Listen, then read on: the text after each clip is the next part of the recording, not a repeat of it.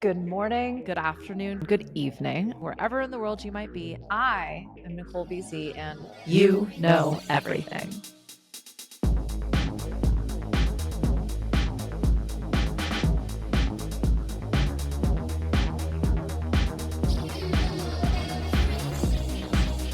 Welcome back. Thank you for joining me on these last few episodes. They were sort of a double click, a deep dive reference point to the book. I'm going to read through the summer, so that'll probably start in June. I'm thinking I got a couple more episodes I want to share with you before we get there. And I have no idea how long it'll take me to read.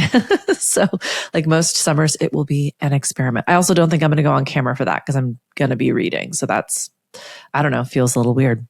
Yeah, I've had a weird couple of weeks. I'm pretty sure you have too. I was traveling. I celebrated a birthday. I still have the same issues I'm dealing with. I spent most of April building an AI, and it was exhausting on a level I've not really experienced in a minute. Like, just felt like it was like sucking the lifeblood out of me. And I love technology. Like, I loved learning and I loved building, but just the rapidity that AI moves, like the speed and like voraciousness and just like how quickly you can more now and again. And like you're feeding it energy and it's constantly breaking and I don't know how to fix it. And it was just like, whew. I've used the analogy. It reminds me of being like a gelfling and the Skeksis are sucking my lifeblood out of me, for any Dark Crystal fans out there. So it really got me thinking, though, in terms of technology and progress. You know, if you joined me during our Christmas adventure, I layered a bunch of my favorite fantasy novels onto the question, how can we overcome tyranny? Because it turns out a lot of these fantasy writers were writing in times of great upheaval and revolution and fascism. And it felt really relevant to now, depending on when you're listening. It's 2026. And I'm looking at a bucolic spring day. And I woke up this morning just kind of going through it all. And someone the other day was like, but did you run that through your GPT or your Claude? And it's like, I've run it through humans that have been working on plumbing issues and building infrastructure and community and food access for generations. And I'm aware that AI can synthesize data on a different level and a faster level. But no, I hadn't run my rural property challenges through my AI learning models. And I think, you know, we're in this weird in-between place right now where it feels like there's an answer for everything. And so then when you have a problem, you feel like maybe you're not doing enough. I actually just wrote the loop that's about to come out today on that. I don't think it's that most people aren't doing enough. I think we're all working our fucking asses off. Some of us just get paid better for it. And I don't even think that it's like we're afraid of AI on like a micro level. Like, you know, sure, we might be seeing some trending conversations around like the apocalypse and some sort of Terminator level fear around the tech. But what is coming up more and more and more for me in my day to day, which is very localized, very small business oriented, you know, it doesn't feel like I'm having the same conversation as the people who are battling like Amazon or data centers. It feels like what we're afraid of is that the AI is becoming more competent than we are. And it makes us feel a lot less useful. I mean, like if I'm being completely honest, when that person asked me if I'd run it through my LLM, I thought I've been working on this problem for 2 years now. Like I have talked to every Tom, Dick, and Harry, quite literally, about this issue. And I find it really hard to believe that an LLM would understand wells and reservoirs and pumps on a rural property that was done without permits and without code and was just, I mean, it broke all the rules. It doesn't follow any patterns or systems. It predates computers. So yeah, I felt insulted. I felt insecure. I felt challenged in a way that it's like, if you say no, people are just like, well, you're just not really doing it right then, aren't you? Because AI does have fast answers and it uses data, which should surely be better than using our minds and imagination. And it's memorizing and documenting and tracking, and then it's synthesizing and it's polished and it's professional, and it makes everything look smoother and easier and instantaneously sufficient. But when let me not speak for you, when I take AI's proficiency personally, it illuminates a much larger problem, right? And just to kind of recap, what we've talked about over these last few months in this little episode arc here was that by following your own white rabbit, by having your cake and eating it too, you were drawing a line in the sand. You were saying, I am investing in what is most important to me. And I believe that I can do that at will. I can do it with my own agency. And we'll actually it's funny that I'm working on the next episode as well. And we're gonna bring all this home. But the proof is not in your success, proof, not performance, right? It's showing up. It's being willing to ask these questions. It's being willing to sit with that insecurity, that challenge, that doubt. And when you are in business, when you are willing to build, when you are brave enough to be creative and launch your ideas out into the real world, ownership beats virality, right? Your attention and what you invest in is not the same as the action you are putting behind those ideas and that willingness to show up. And this shouldn't be done at an exhaustive pace. Your best should not exhaust you. This should be done in a way that feels regenerative, adaptive, responsive. It gives you the space to not just imagine and problem solve, but be with your experience. And we talked about power and leadership and the way we've all been divided and judged. Ultimately, I don't think I was just inferring like I wasn't doing it right. I think it was being suggested like I haven't turned over every stone, literally and proverbially. And like there's an answer out there. And sometimes there just aren't. There are new problems that we haven't solved yet. And what if that can be okay too? And that's where we kind of finished it off with, well, we didn't finish it off. It was the second to last episode, but the boss 3.0, the leadership, heal thyself. I'm very aware of my patterns and my, as much as anyone can be, their blind spots, their shadows, how those, even when, like as an example, this person asked me about, had I run it through Reddit? I know I'm going to hear that as you're not doing enough. You're not doing it right. That's not necessarily what they were saying. And it's a very different response than, wow, it really sounds like you have tried everything. That must be incredibly exhausting. So the AI is even getting better at that compassion and that placating than potentially our advisors and our compatriots and our peers. You know me, I'm going to say AI is never the villain. And technology is not the root of this apocalypse. It is us. It is our insatiable drive towards progress, towards security, towards certainty. And I do think the way AI shows up, it is a false deity, right? Like it's scratching all of those itches. But ultimately what that gives us is this opportunity to look in the mirror, right? And I think, we've been in this conversation pretty deep for a couple of years now with AI. And I think I'm at this place right now where I realize the most terrifying part about AI is that it's a mirror. It is a stark reflection of either what we believe to be lacking, what we don't know, what we hope to achieve, and the gap between our current experience and our desired experience. I feel like more people are running their ideas and hopes and dreams and problems through AI than doing anything. It's become the new doom scroll. It's become the new Netflix and chill, right? I mean, quite literally. So hopefully in my discovery of that, I can stop utilizing AI in a way that is supplementing my own human creativity, proficiency, passions, and drive. So I did an episode a few months back, I think, about AI sort of prompting this identity crisis. Yuval Harari at the World Economic Forum was interviewed and said, I think therefore I am was our cry to humanity.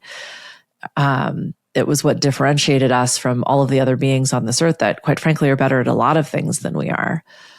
But we were sentient, right? Like I mean, there are other sentient beings, but we were able to create and relate and plan, and AI can now do that. And I think, why am I putting this episode together?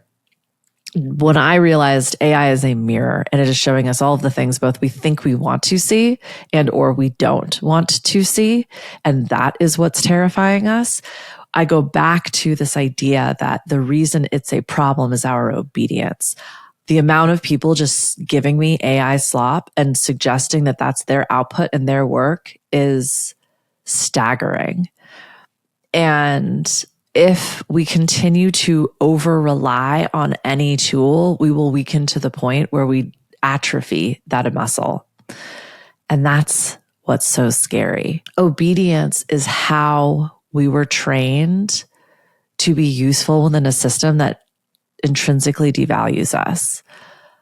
Obedience is what taught us to continually wait for permission until the moment has passed.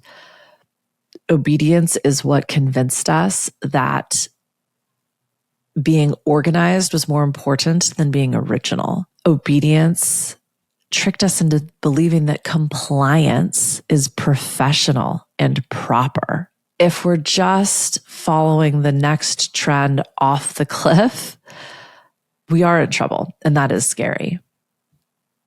So we've been talking about AI replacing us, and I think that's entirely the wrong conversation to be having. Yeah, things are going to change. And in fact, when used appropriately, when the hammer is used for the nail, it makes perfect sense. But if you use a hammer for everything, so on and so forth, we're going to see a huge evolution, just like we did in the Industrial Revolution or the technology revolution, right? But how are you going to self-identify? How are you going to understand your intrinsic wiring? What makes you you, what motivates you, what hurts you, what inspires you, what you love, what you hate, what you curl your nose up at, what you get goosebumps about. If you're running everything through your LLM model, I guess that's redundant, through your LLM, it's okay to make mistakes. It's okay to not know the answer to questions. That's how we learn. Learning is the evolutionary differentiating trait. It's different than adaptation, okay? And at least here in America, work has never just been work. It has been our identity, our camouflage, our access point, our influence, the differentiator between youth and adulthood. And people are literally letting their LLM answer, who am I? And what should I do?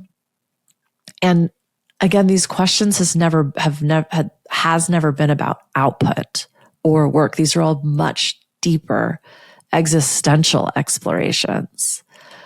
We're seeking legitimacy, safety, first and foremost, and connection. AI joins the chat and starts giving us regurgitated answers faster, cheaper, and without needing any kind of degree or experience than your therapist or your best friend, or your partner.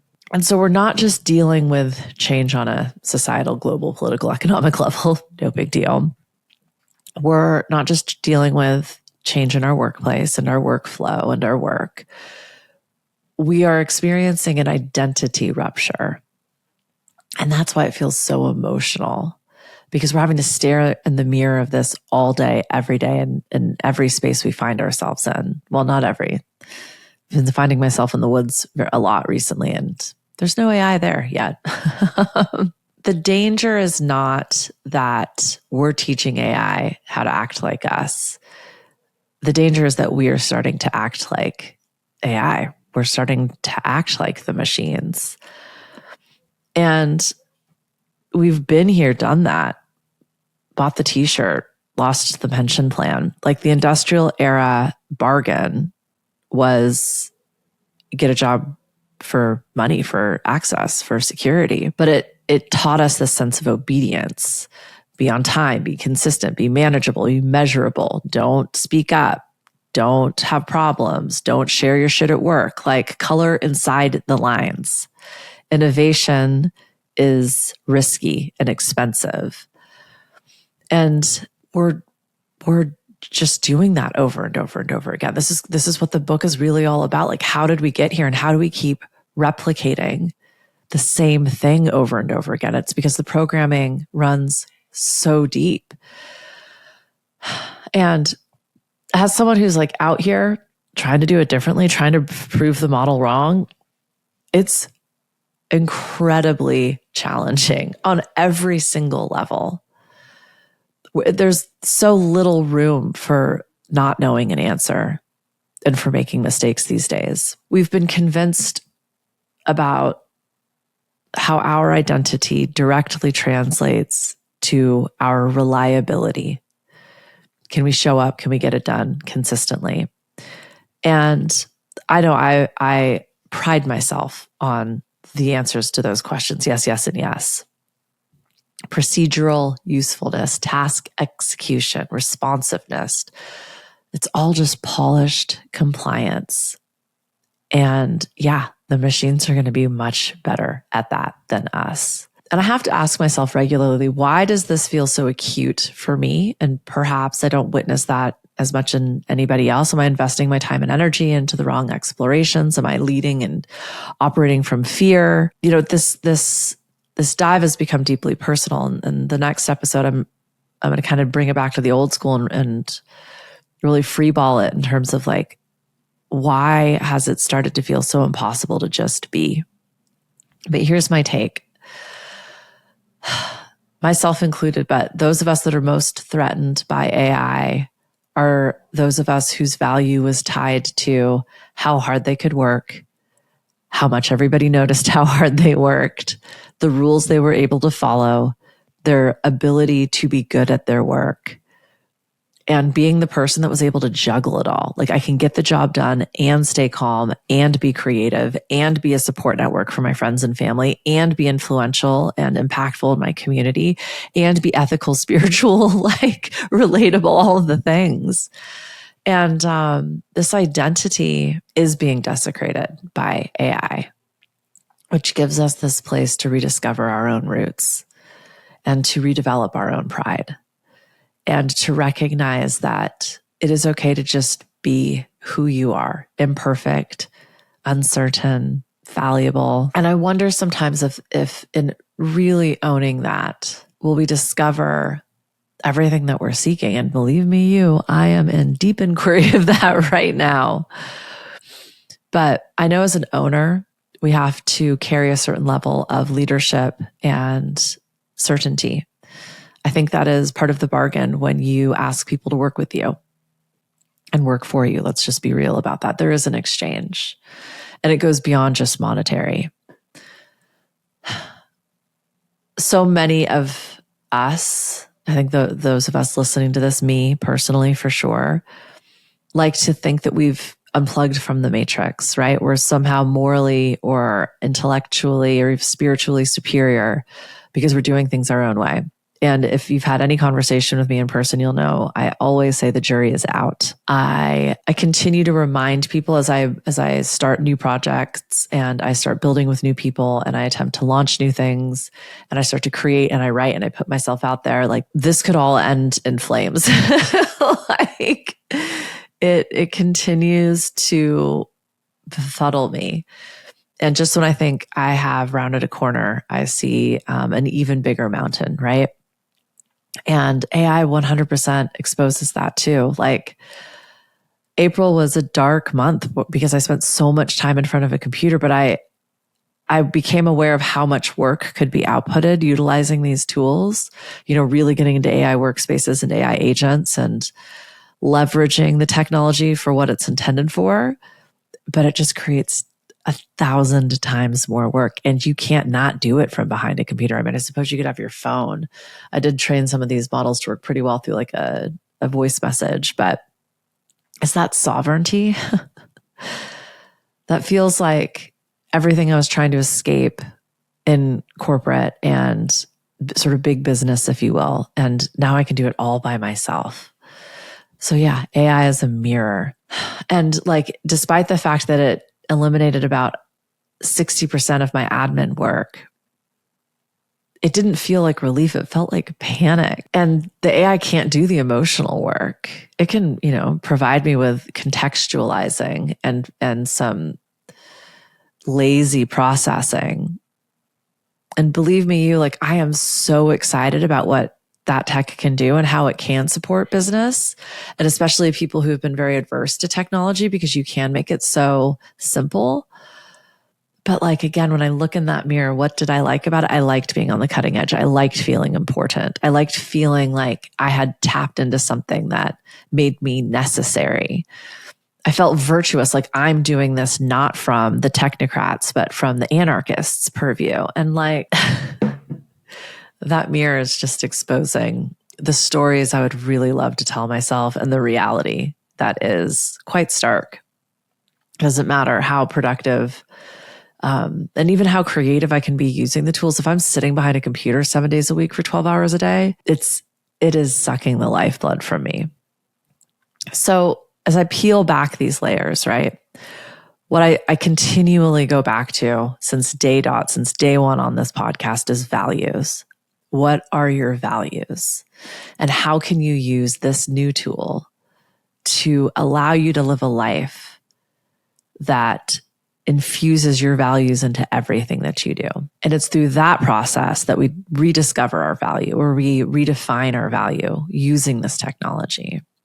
And I believe that by running everything through those filters, you will be able to create these parameters within which to safely, productively, creatively, connectively play with each other. And it is still going to be a huge process of trial and error. As I launch a couple new projects and businesses, we're continually starting things because you can so quickly now, running its course, running the data experiment, being able to then gather that data and go, you know what, this didn't work. I was just talking about this with a founder friend. And I said, it's unfortunate that it's taken about a year of solid investment. And had you and I done this by ourselves, we would still be on project 1 6 months later. All of this to say, AI is not the enemy. It's not the thing to fear. When we are able to use that tool in a manner that feels useful, we will start to build our trust muscle, right? Like, again, it's the insecurity, the lack of safety, the fear that is detrimental to anything that we do. And we default in those places of stress to what we know, the obedience, professionalism, output. Use this mirror to look at what matters most to you. You. What can you do? How can you change the way you think? How can you change what you're prioritizing? I went through this exercise myself just because I realized like there's so many fun projects that I get to work on. The ones that I value the most provide me with the least amount of monetary reward. And the projects that are sucking the most lifeblood from me offer me the most monetary reward. What does a healthy middle look like there? When we allow AI to build us some frameworks and we feed it objective data and we use that as a reference point, not a Bible, it can really help organize, strategize, and track.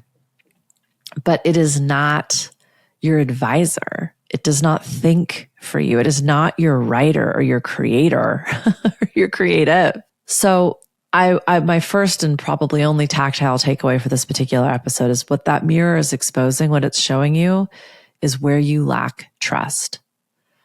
Because the AI is supplementing any insecurity that you have and where you think you're not capable. And in some instances, that is going to be incredibly useful. But in a lot of instances, it can feed some of our insecurities in a way that like cookies at midnight does, or, a drink to get rid of any anxiety you might have before an event. So that fear, I think that fear is the whole game now. And as we start to really use these tools across like everything we're doing, right? Because they're not just becoming work tools, they're home organizers, they're trip and vacation agents. They're I'm using one now as a chief of staff, another as my CMO. And I'm hoping to create them to do more research and grant writing and, so on and so forth. So first things first, start with just like auditing your obedience. Where are you going into autopilot because you think there's some kind of a rubric you're being graded against?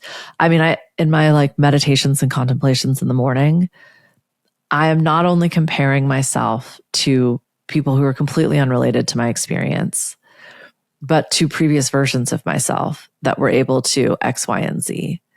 And I placed myself in a situation where it's completely new. And I get to self-resource, and that can be very humbling, and that's okay. A default version of me would have been like, you solve all your own problems. This version of me is like, we have problems we don't know how to solve. Okay. Be honest with yourself about where you obey. I don't think you're overwhelmed because everything you do is so important and so impactful in this world. I think we're overwhelmed because we're using an old way of working, thinking, doing, an old operating system that is emotionally attached to stress and to problems. It gives our work that feeling of importance. My entire family are doctors, and I continually and have always my entire professional life joked, no one's going to die. Like, no one's going to die because I don't know how to solve a problem. There are jobs where that is what will happen. That's different. And I've been talking with a lot of people about their work and the people that are impacted by the success or failure of their work. And that is real. And that justification is over dramatizing our work. We've been taught that our work is our value. Our success directly translates into how valuable we are. That is the obedience I'm talking about. That is how they get you to do everything they want you to do. And it would be really interesting to look in that mirror and ask yourself, where am I obeying? Then we separate our work from our value. Your human contribution is not, if you got that spreadsheet into Debbie by 4 p.m. today, your human contribution is, did you smile at that person that you made eye contact with accidentally as you passed them on the street or the trail? Did you offer someone a glass of water when they looked thirsty, even if you don't know them? Like, that's the humanity. The AI can't do that yet. You might be shocked at where you justify your existence with your work, your tasks, your responsibilities.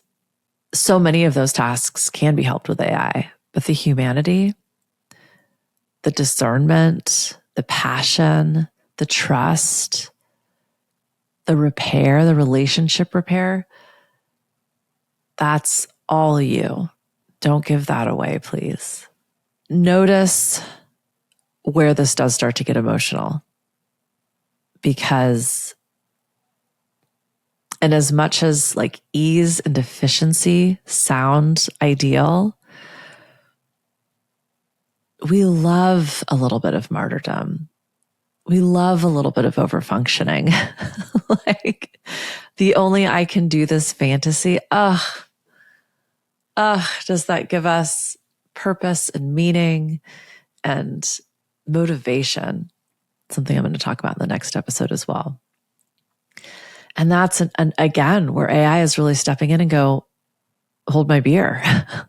Your humanity is not how much stress you can hold. The melodrama was mistaken for proof.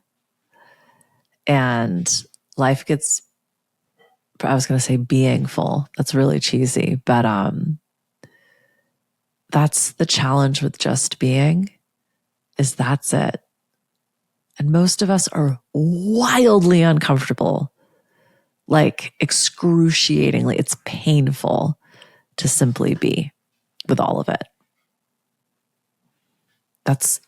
If you've ever done the mirror exercise where you just stare at yourself in the mirror for 15 to 20 minutes, you'll know what I'm talking about.